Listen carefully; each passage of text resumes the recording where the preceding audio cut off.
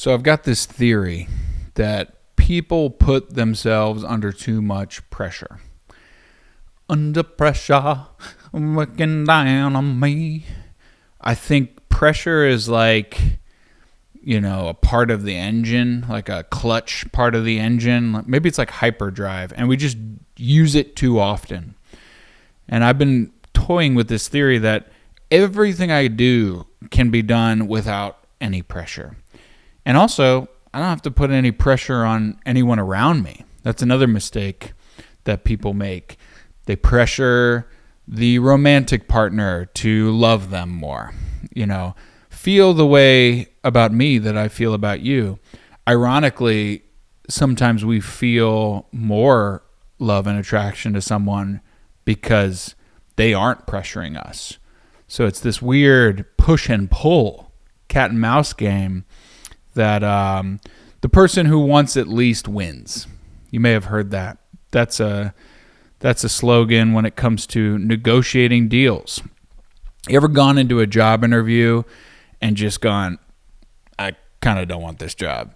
This just happened to me, actually. Somebody reached out. They said, we want to give you this job. I was like, nah.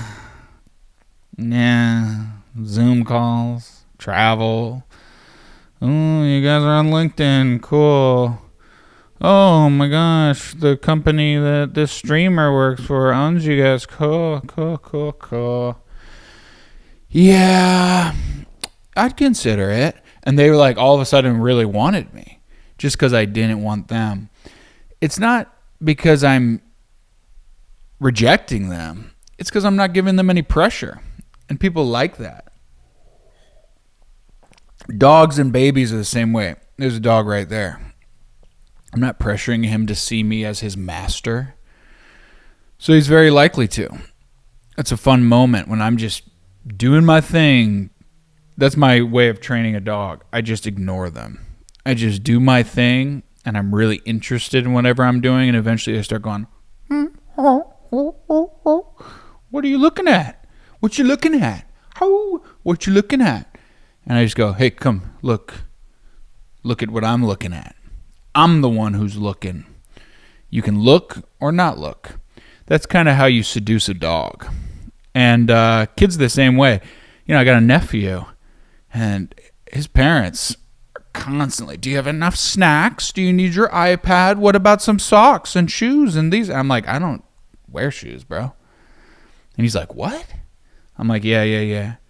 We were playing, and he scuffed his leg. And I just go, just ignore it. Rub some sweat on it.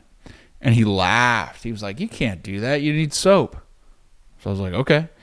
Went inside and got some soap and experienced the worst pain of his life putting soap on this. And I just looked at him. I go, should have just ignored it. So I am a big believer in I don't care what you do, nephew. And all of a sudden, you are really interested in what I do. This also goes to how we speak to ourselves, though. You can sort of seduce yourself and go, look, I don't care if you shoot this video today, Devin. And if you do, who cares if it sucks? Video is cheap now. They used to have film reels that cost like, $12 a foot. Now it's free, which is why there are so many dumb people speaking into your ears. But it's also why I can explore this idea with you today without fear of repercussion. And the only reason I'm bringing it is because it's been helping me lately. And I think there's a deeper paradigm here. When I read the Holy Bible, for example, I notice a little bit about the way God is characterized that people don't really get. They're like, why doesn't God just fix everything and tell us what to do? Because God is kind of like seductive. God is like, listen, Israel, I'm going to give you like 400 years to figure this out and just come and hang out with me. And if you don't do it, you can exist separate from me. But if you do it, I will bless you in every way imaginable, and you'll live forever as a ball of light. Up to you. And God's just like, I'm going to be over here. Making, creating. Y'all can come if you want, but many don't. God is like that guy that's like, look, I'm going to be me, and 9 out of 10 people aren't going to like it. But those 1 out of 10, that's all I need. We're good. Those are my boys, my girls, my people. And isn't that like the friend that you have that everybody just loves to be around? Doesn't need to appeal to everyone, please everyone, get everyone to understand. That's a big problem I had growing up. I wanted everyone to understand me. So you find that person who doesn't, and you pressure them. Or you look at yourself and you compare yourself to others and you pressure yourself. So anyway, what does this mean practically? Practically speaking, I think I can go through a day without any pressure. And I think about my tribal ancestors. Did they have to go, I ought to fish today. I ought to do that. I ought to build my bed a foot above the ground so I don't get eaten alive by ants. No, they had a good reason for everything they did. And that's why they were in this sort of flow state. They were highly motivated. If I don't fish, I go hungry. If I do fish, everyone in the tribe thinks I'm awesome because I just come back with them fish. You guys have watched like Survivor or Bear Grylls' The Island. You can go and fake a survival experience and have that motivation all of a sudden to get the fish. My boy's howling over there. And it gives you a taste of, like, we all fantasize about the zombie apocalypse, the grid going down. Was that Greenland, the movie? There's a lot of apocalyptic movies. And the reason we like them is because now all of a sudden I'm in a place of intense motivation. Doesn't mean things are good, but it means I don't need any pressure to get up out of bed when there's a slow-moving zombie trying to eat my throat and turn me into his undead kind forever. And this is the first hint of how to exist without pressure. Have a good reason to do the things you do. You don't have to have a good reason for everything. That's where I'm trying to get now. I'm trying to go full on. But that was a journey I had to go on. First, I had to say, okay, how do I find a way to exercise without pressure? That'll be a conversation you could just have with yourself today. Why do I hate going to the gym or working out in my living room or this or that? Ask the question. Your answer will be different than mine, but I can walk you through my own. I might wake up one day and I've seen a reel or something and I go, I want to learn how to Zercher squat. Like I'm carrying a big boulder. Maybe that'll make my neck look like Tom Holloway's or whatever his name is. Tom Haverford. I can't remember his name. He's like a faceless giant who works out in khakis and looks like the Hulk. Maybe that'll make me like that. I wonder how much weight I could do with that. So now I'm going into the gym excited to reconnect with my sort of, heavy gains, younger bro era of lifting. The glory of can I move mountains? But then I start doing that. I get on my little 5x5. I incrementally increase the weight. And then I hit a point where I'm like, I'm not as excited to get in here and slap this weight around. And I pause and I go, I just had to pressure myself to do it today. We don't do pressure in this household anymore. So what's going on? Well, I'm bored. You'll get an answer if you ask yourself these questions. It's not that I don't feel good doing it. I'm bored. It's too predictable. Okay. What would be unpredictable? I could join that MMA gym. I'm kind of scared to do that, but at least it's not predictable. So now, okay, that's exciting. I have to learn how to kick. I'd have to learn how to punch. I'd be hanging out with a lot of people that are savages with jobs, like savage lawyers and savage engineers. A lot of dudes. That's good. I'm trying not to be horny. Let's hang out with spectacular dudes, and maybe I can feel some community that way. Okay. That pressure's going away, but I'm afraid. I'm afraid to be kicked in the face. How do I deal with that pressure? Ask yourself the question again. This is a constant dialogue. I would encourage you all to try this no pressure way of living because it leads to this dialogue. You can journal too. I'm often journaling this stuff out. Okay, I'm afraid of getting kicked in the face. What if I reduce the pressure by saying I don't need to be good at all? I'm going to go in there and I'm just going to tell everybody I suck. I'm new. I'm going slow. Please don't kick me in the face. I'm going to pick the smallest. I'm going to pick the one girl that shows up to MMA class and spar with her. That way, I'm afraid of hurting her more than she is of me.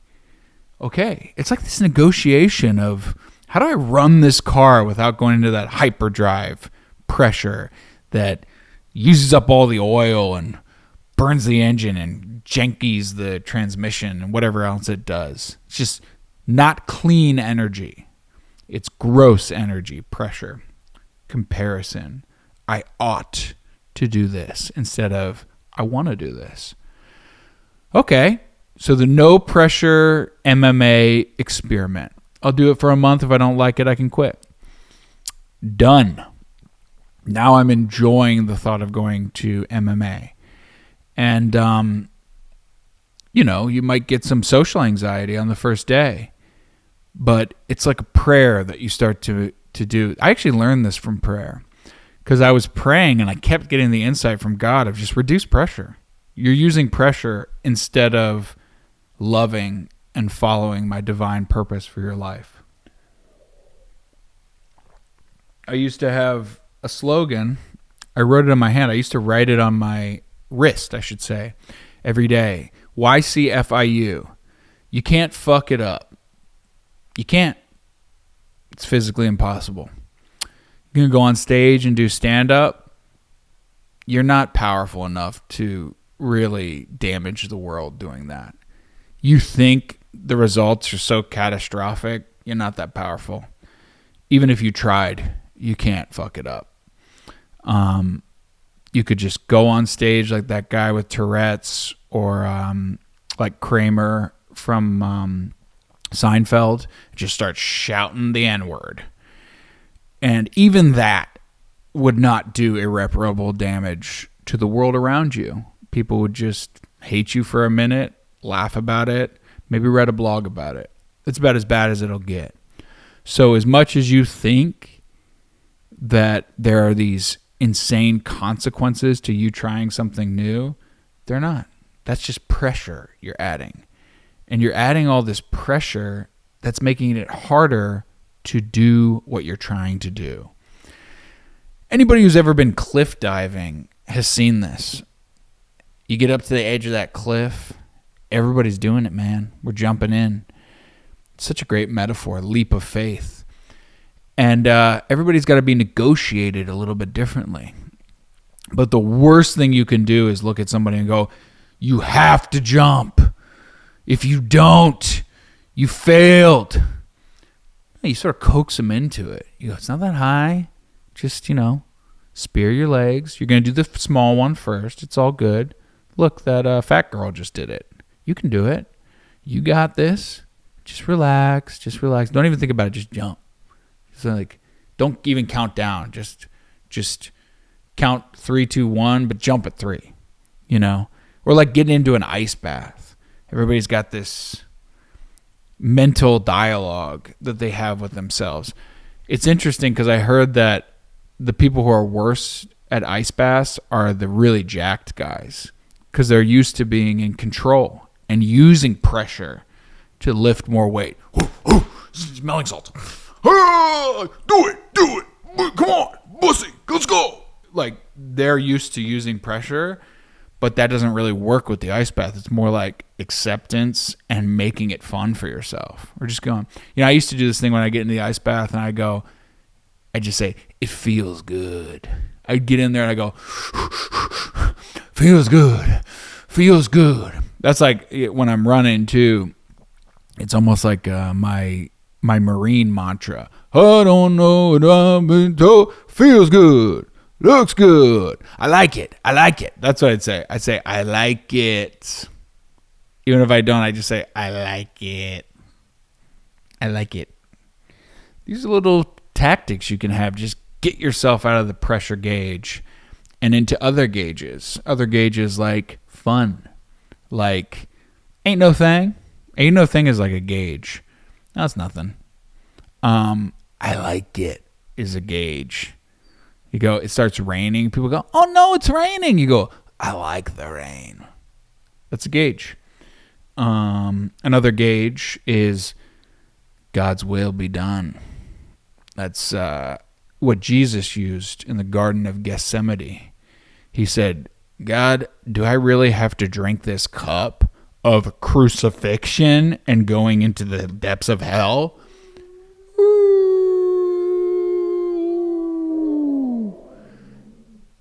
And he didn't hear back from God, so he just said, take this cup away if you can, but your will be done, Dad.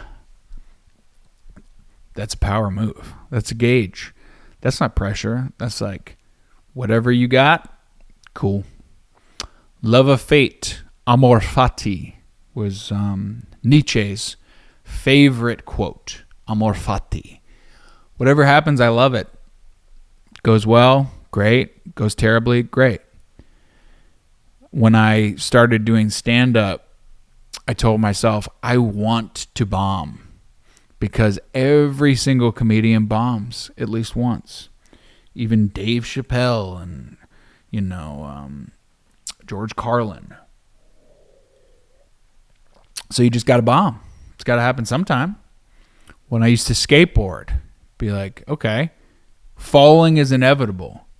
I remember I'd have like a 5 or 6 stair. That means you just ollie down the stairs, but it's a leap of faith. It's kind of like dropping into a vert. It takes a little overcoming energy.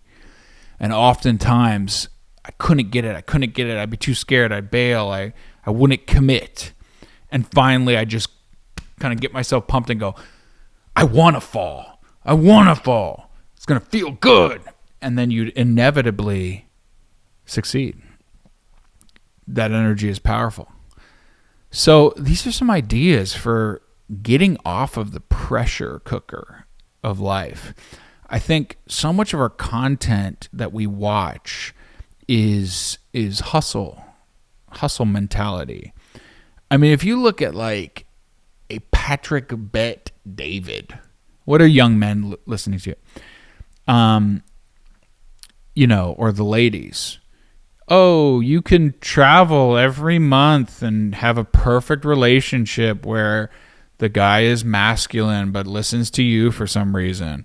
You can have that and be cute at 50 years old and have babies when it's impossible. That's a lot of pressure. Guys do the same thing. It's like, why aren't you a millionaire? I don't know. I don't need it right now. Why aren't you looks maxing or able to kill with your fists? I'm not saying these things aren't good, but who's going to be motivated to get out of their little gaming incel chair to go and face the world when it's just this giant mirror of your own inadequacies? And the only advice you're getting is, you should be better. That's just pressure. You should be like this person.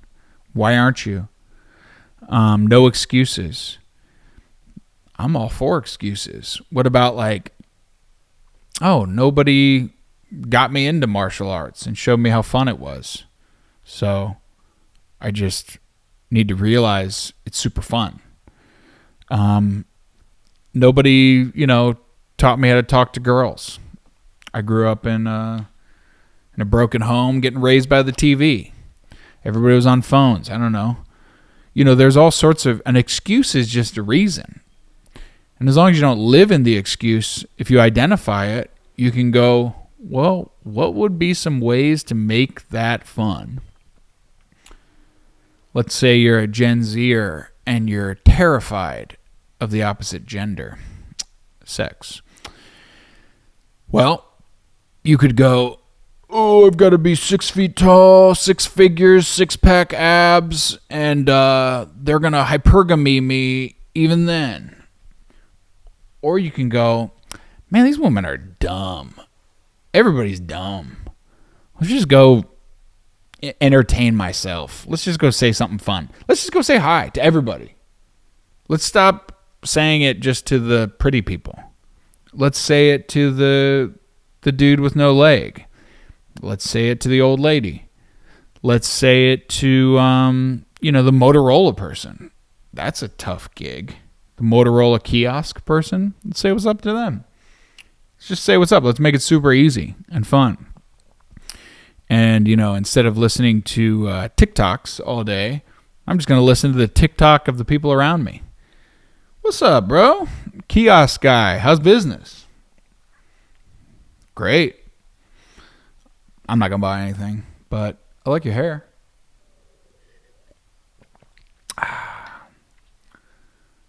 I will shoot this video as long as I get to drink coffee and smoke a cigar afterwards. You can bribe yourself to do things. Okay, I don't feel like going to work, but that's when I'll let myself listen to YouTube for 4 hours because I'm working. Just try to treat yourself like you would treat your child.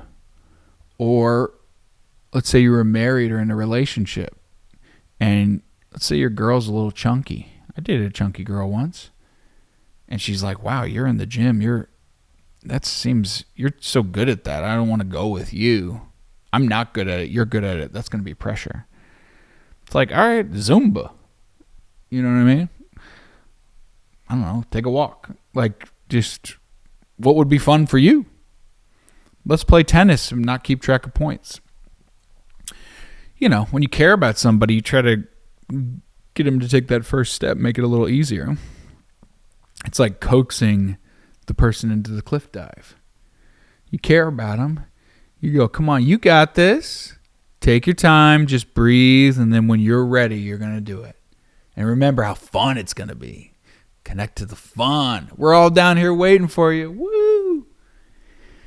It's different for everybody, but if you identify the problem as the pressure, you can start thinking of new solutions.